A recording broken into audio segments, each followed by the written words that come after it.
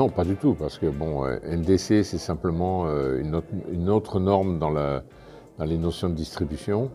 Et je pense que les seuls acteurs technologiques, enfin en technologie, qui sont capables de faire les investissements nécessaires pour intégrer la norme NDC, c'est les GDS. D'ailleurs, Sabre vient d'acheter Fairlogix.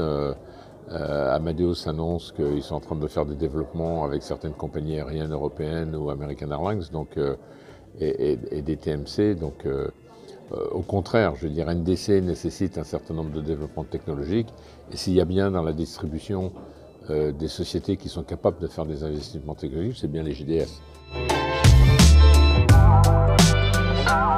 Le modèle économique qui se mettra en place, je ne peux pas le prédire. Actuellement, on a un modèle économique où les compagnies aériennes payent les GDS pour leur distribution. Les GDS donnent des incentives aux agences de voyage pour qu'ils utilisent le GDS.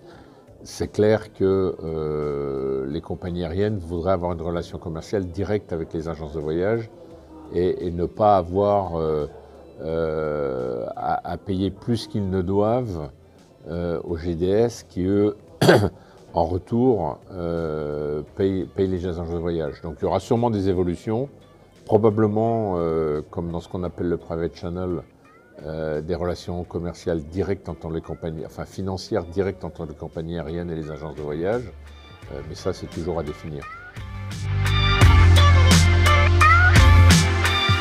Un peu un moratoire, notamment avec Air France et IAG,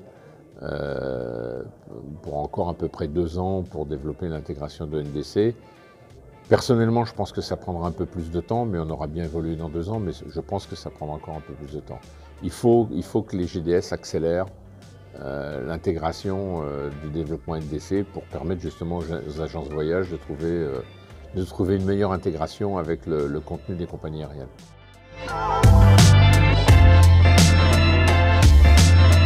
C'est vrai qu'on peut se poser la question que est-ce que c'est vraiment approprié ou légal?